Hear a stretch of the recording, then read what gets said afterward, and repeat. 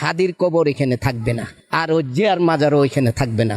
32 নম্বর ভাঙছ, 32 নম্বর হলো স্বাধীনতার সূতিকাগার। বীরাঙ্গনাদের বাড়ি হলো 32 নম্বর, সেই 32 নম্বর ভাঙছে। এটার প্রতিশোধ বাংলার মানুষ, বাংলার জনগণ হারে হারে নিবে, ছাড় দেওয়া হবে না। টুকাই হাদির জানাজা হয় সংসদের দক্ষিণ প্লাজায়, কবর দিছে কি জাতীয় কবি নজরুলের পাশে।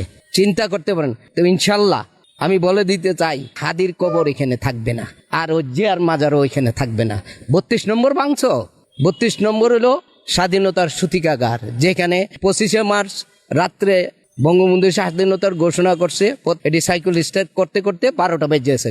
দ্যাট মিনস 12টার পরেই তো 26 তারিখ হয়ে যায়। এই জন্য 26শে মার্চ স্বাধীনতা দিবস হয়েছে, নাইলে 25শে মার্চে হইতো। আপনি বলছিলেন যে হাদির কবর থাকবে না, জিয়ার রহমানের কবর থাকবে না, আসলে না থাকার কারণ ওরা শিখাই দিয়ে গেছে 32 নম্বর ভাঙতে হবে কেন। 32 নম্বর তো আপনার বঙ্গবন্ধুর বাড়ি না, 32 নম্বর শেখ হাসিনার বাড়ি না। 32 নম্বর হইল 2,68,000 যে দর্শিতা নারী, তাদের ঠিকানা।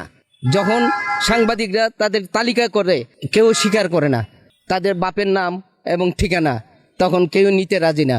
বঙ্গবন্ধু বলছিল তাদের পিতার নামের জায়গায় লিখে দাও শেখ মুজিবুর রহমান, আর ঠিকানা দিয়া দাও 32 নম্বর। এই বীরাঙ্গনাদের বাড়ি হইল এই 32 নম্বর, বীরাঙ্গনাদের বাড়ি হলো 32 নম্বর, সেই 32 ভাঙছে। এটার প্রতিশোধ বাংলার মানুষ, বাংলার জনগণ হারে হারে নিবে, ছাড় দেওয়া হবে না।